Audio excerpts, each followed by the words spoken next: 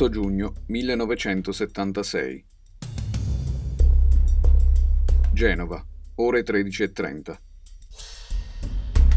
Il magistrato Francesco Coco, procuratore generale presso la Corte d'Appello di Genova, percorre la salita di Santa Brigida per tornare a casa.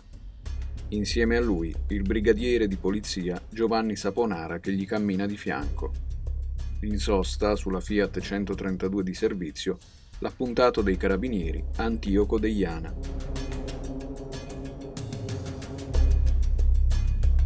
Un commando di brigatisti li assale aprendo il fuoco da pochi passi. Il magistrato Francesco Coco e il brigadiere Giovanni Saponara muoiono all'istante. L'appuntato Antioco Deiana viene ucciso dentro l'auto di servizio prima che possa avere il tempo di reagire.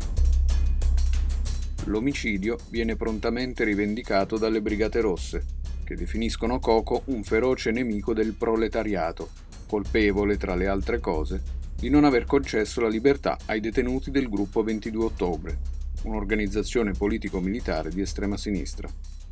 L'episodio, a cui si fa riferimento nella rivendicazione, risale a 2 anni prima. Il 18 aprile 1974, le Brigate Rosse rapiscono a Genova il sostituto procuratore della Repubblica Mario Sossi, chiedendo in cambio della sua libertà la scarcerazione degli 8 componenti del gruppo 22 ottobre. La Corte d'Assise d'Appello di Genova, il 20 maggio 1974, dà parere favorevole per la libertà provvisoria e Sossi viene liberato a Milano il 22 maggio 1974.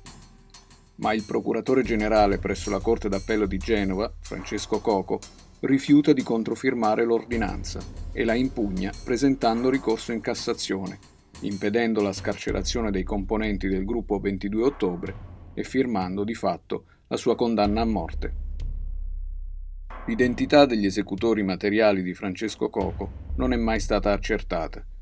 Si ritiene con ogni probabilità opera della colonna genovese delle Brigate Rosse, di cui fa parte anche Riccardo Dura, ucciso il 28 marzo 1980 in un conflitto a fuoco con i carabinieri durante l'irruzione nel covo di Via Fracchia.